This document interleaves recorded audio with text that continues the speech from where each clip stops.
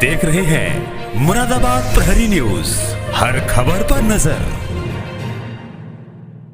बेहतर इसे बनाएं और इसका लाभ उठाएं। जी हाँ, रेलवे का ये स्लोगन बहुत पुराना है, लेकिन आज भी रेलवे इस पर काम कर रहा है कि हम इसे और बेहतर कैसे बना सकते हैं अपनी जनता के लिए। आइए मैं आपको दिखाता हूँ किस तरह से रेलवे ने आज अमृत संवाद का आयोजन किया है। रेलवे मंडल महाप्रबंधक मुरादाबाद ने आज मुरादाबाद जंक्शन पर शानदार तरीके से रेलवे का अमृत संवाद का आयोजन किया, जिसमें उन्होंने जनता से उनकी राय पूछी और जनता से सीधे संवाद किया है। रेलवे मंडल प्रबंधक आज भी अपनी पुरजोर कोशिश कर रहे हैं कि मुरादाबाद जंक्शन से जितनी भी सुविधाएं यात्रियों को दी जा सकती हैं वह देने के लिए तैयार है, लेकिन आज भी रेलवे पर सुविधाओं का अभाव है। मैं हूं अपने सहयोगी के साथ योगेश कुमार, मुरादाबाद प्रहरी के लिए। दिवाली के बाद मंडल रेल प्रबंधक के द्वारा मुरादाबाद से छठ पूजा की तैयारी तेज हो गई है। मामला बताया जाता है रेलवे विभाग के द्वारा छठ पूजा के लिए 30 से ज़्यादा जोड़ी ट्रेनें संचालित करने की व्यवस्था कर ली है। उधर मंडल रेल प्रबंधक मुरादाबाद के द्वारा अमृत संवाद का आयोजन भी किया गया। रेल यात्रियों के बीच अमृत संवाद में सीधे रेल प्रबंधक मुरादाबाद के द्वारा सवाल जवाब किए गए। इधर मंडल रेल प्रबंधक मुरादाबाद के द्वारा रेलवे के यात्रियों से निवेदन किया गया है कि वह भी साफ सफाई पर पूरा ध्यान रखें, डस्टबिन का इस्तेमाल करें और इधर उधर कूड़ा न फेंकें।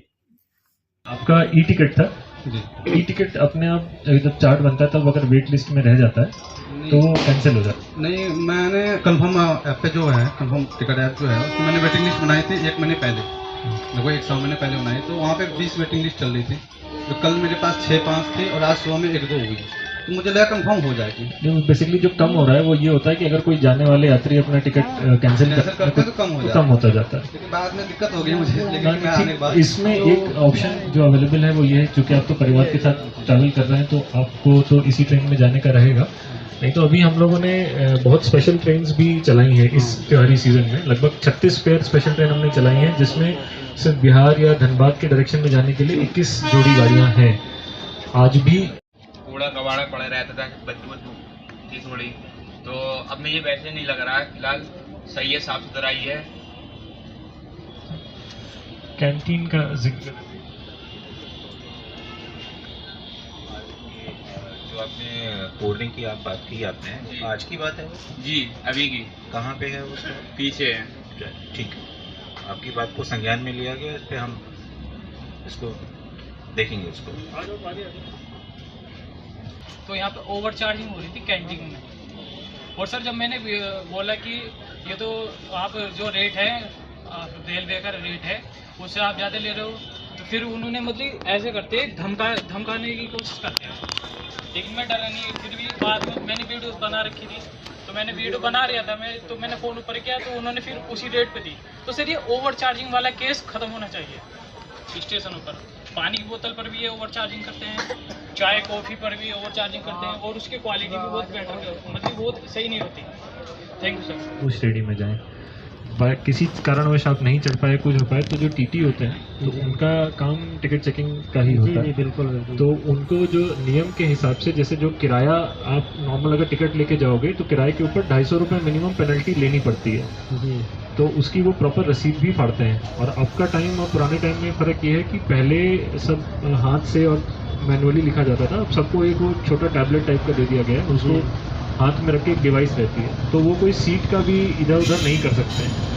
उसका पर्पज़ यही होता है कि ट्रांसपेरेंसी रहे पूरी। तो वो जो एक्स्ट्रा पेनल्टी का रुपये आपसे चार्ज होता है वो टिकट से ज़्यादा होता है। सर पहले ऐसा था वेटिंग टिकट लेके हम चले जाते थे स्लीपर में, अभी ये सुविधा है नहीं, तो जर्नल का लेना पड़ता है। अचानक में मान लो कैंसिल हो गई सीट तो जर्नल लेकर जैसे कोई घर पे प्रॉब्लम है तो जाना ही पड़ता है।